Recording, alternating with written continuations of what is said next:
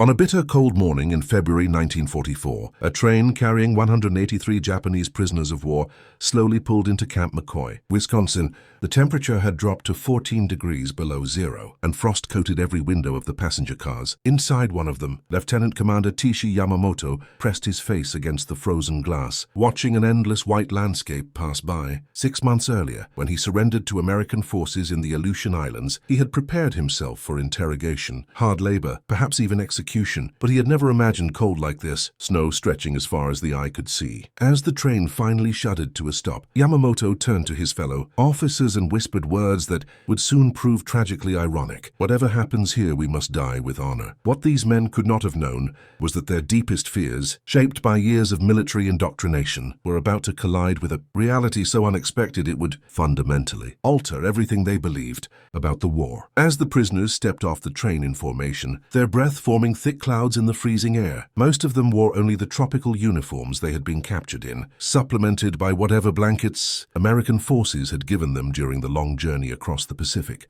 Yamamoto carefully observed the American guards waiting on the platform. They carried weapons, but their faces showed none of the hatred or contempt he had been trained to expect. Instead, they looked almost concerned as they watched the prisoners descend into the brutal Wisconsin cold. "This way, gentlemen," called out Captain Robert Henderson, the camp's liaison officer, speaking through an interpreter, a Japanese-American sergeant named Henry Tanaka. "We have warm buildings waiting." As they marched through the camp gates, Yamamoto took note of everything. The barbed wire fences stood 12 feet high, guard towers positioned at regular intervals, machine gun emplacements visible at strategic points. This was clearly a secure facility, but something felt off. The guards in the towers were bundled in heavy coats, more focused on enduring the cold than watching the new arrivals with hostility. It was not the environment of cruelty Yamamoto had imagined. The prisoners were led to wooden barracks heated by coal burning, stoves that filled the rooms with blessed warmth. As the men crowded around the stoves, rubbing their frozen hands, American soldiers entered carrying heavy wool coats, thick socks and insulated boots. Yamamoto watched his men's faces as they received the items. Confusion spread from one expression to the next. In the Japanese military, they had been taught that prisoners were treated as less than human, unworthy of even basic consideration. This generosity made no sense. "Why are they giving us these things?" whispered NN Hiroshi Nakamura, a young pilot shot down over Attu Island. "What do they want from us?" Yamamoto replied quietly that he did not know, but warned him not to mistake this for kindness. "It could be a trick," he said, "a way to lower their guard." That evening, after the prisoners had been assigned to their bunks, an announcement was made that dinner would be served in the mess hall. The men lined up cautiously, still unsure of what awaited them. Inside the large dining facility, American soldiers prepared serving stations with large metal containers of food. Then the smell hit them. Rice, not just any rice. As Yamamoto reached the serving line, an American soldier ladled a generous portion onto his metal tray. The rice was perfectly white,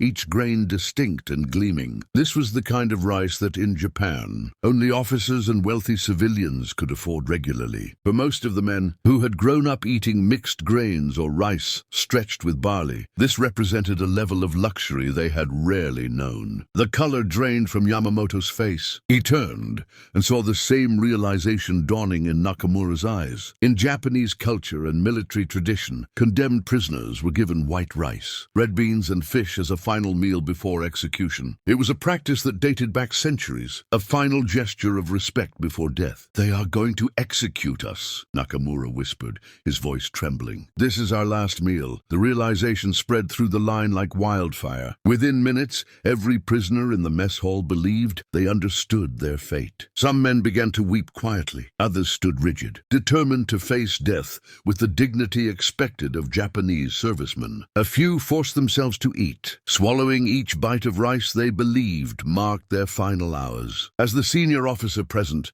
Yamamoto knew he had to maintain order. He stood and addressed his men in Japanese, his voice steady despite the fear he felt. He reminded them that they had always known this day might come, that they must face what followed with courage. They would eat the meal and not give their captors the satisfaction of seeing them break. American guards watched in growing confusion as the prisoners ate in. Near total silence, many with tears streaming down their faces. Some refused to eat at all, sitting with their heads bowed in what appeared to be prayer. Others moved mechanically, as if enduring an ordeal rather than a meal. Captain Henderson finally approached Sergeant Tanaka and asked what was happening, why the prisoners were so distressed. After speaking quietly with several of them, Tanaka returned with a stunned expression. "Sir," he said, "they think you're going to execute them. They believe this is their final meal before death." Henderson's jaw dropped. For a moment, he couldn't speak. Then he ran a hand through his hair and exhaled sharply. "My God," he muttered, "we need to fix this immediately." Within the hour, every officer at Camp McCoy who spoke even basic Japanese, along with all available interpreters,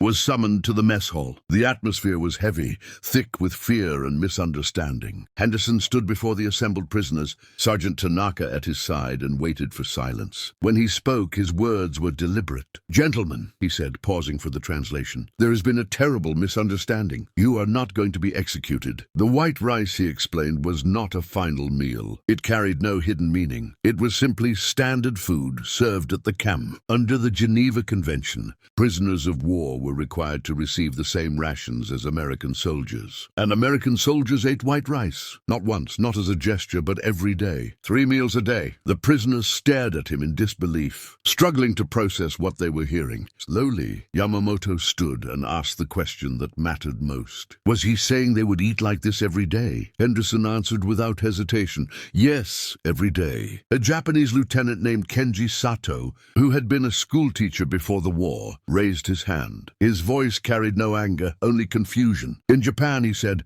they had been told that prisoners in American hands would be tortured, worked until they died, that surrender meant dishonor and death. Henderson listened carefully before replying. He said he could not speak for what they had been told. He could only show them how the camp would operate. They would work, but at fair tasks. They would be paid. They would receive medical care. They would be allowed to write letters home, and they would eat the same food as American soldiers. The mess hall fell completely silent. Then Nakamura began to laugh. At first, it was a quiet chuckle, almost uncontrollable, the sound of a man whose body had not yet caught up with the reality that he was going to live. The laughter grew louder, spilling into something almost hysterical. Soon others joined in, nervous laughter mixed with tears, as months of fear collapsed all at once. It was not joy. It was release. In the days and weeks that followed, the reality of Camp McCoy continued to overturn everything the prisoners had been taught to expect. They were assigned work details maintaining the camp, cutting timber in nearby forests, and helping with agricultural programs. But they worked 8-hour days with breaks. They were paid 80 cents a day in camp scrip, money they could spend at the camp store. That store itself became a source of quiet amazement. It sold cigarettes, candy, writing materials,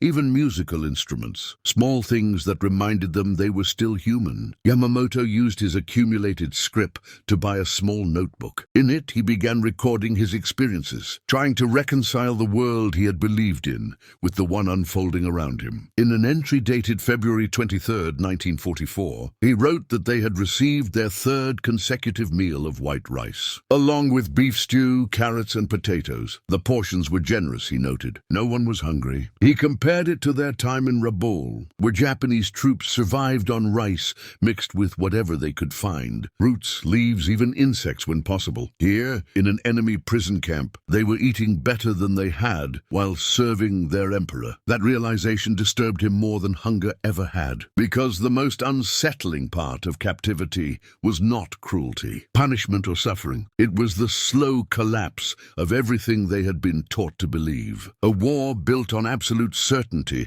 had met a reality filled with contradictions. And for many of these men, that white rice was the moment the old world ended. When Japanese prisoners arrived at Camp McCoy during World War II, many believed their lives were already over. They had been taught that capture was worse than death, and that Americans were brutal, dishonorable enemies. So when they were served their first meal, bowls of white rice in abundance, they didn't feel relief. They felt fear. To them, it could only mean one thing: a final meal before execution. That simple moment exposed a dangerous gap between belief and reality. As months passed, life at Camp McCoy slowly dismantled everything the prisoners had been taught to expect. They organized classes, classes, sports teams, cultural activities, and an internal leadership system. They received proper medical care, educational opportunities, and the freedom to practice their religion. Commander Yamamoto, once convinced that surrender was dishonor, began to document his growing confusion. How could men raised to believe Americans were monsters reconcile that belief with daily acts of fairness and respect? American officers spoke with prisoners about their families, their lives before the war, their hopes. An American surgeon saved a Japanese prisoner's life in an emergency operation. Guards attended the dedication of a small Shinto shrine, removing their caps in quiet respect. Gradually, the enemy stopped being an idea and became human. As news from the Pacific reached the camp, advancing battles destroyed cities, and finally the atomic bombs, the contrast became unbearable. Yamamoto struggled with guilt, eating well in captivity while his homeland suffered. Yet he also realized something crucial. Survival was not weakness. It was an opportunity to see what war had hidden. When Japan surrendered, Camp McCoy ceased to be a prison and became a place of return. Yamamoto went home to a devastated country, carrying with him a truth no battlefield had taught him. Years later, he would explain his transformation with a single memory. The white rice, what he once believed was a sign of death, turned out to be the beginning of understanding, not because of speeches or propaganda, but because of small, repeated acts of humanity. The story of Camp McCoy reminds us that deeply held beliefs don't change all at once. They change when reality, day after day, refuses to match fear. And sometimes, in the middle of war, a simple meal becomes the moment an enemy becomes human.